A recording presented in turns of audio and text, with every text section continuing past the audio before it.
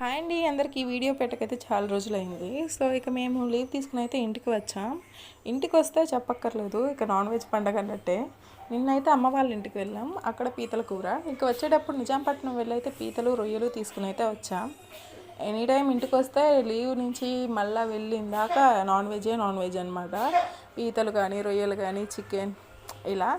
ఇంకా పీతలు అయితే ఒక్కొక్కటి అర కేజీ అండి. ఫస్ట్లో చూపించాను కదా, ఒక పీత వచ్చి అర కేజీ అనమాట. మొత్తం కేజీన్నర పీతలు, 3 పీతలు వచ్చి కేజీన్నర అయితే ఉన్నాయి. ఇవి వచ్చి 2 కేజీలు రొయ్యలు.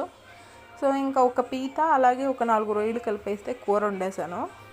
ఇంకా మీకు చూపిద్దాంలే అని చెప్పి వీడియో అయితే తీశారు. రొయ్యలు అయితే బతికున్నాయండి, లైవ్ అయితే తీసుకున్నాం మేము వెళ్ళి.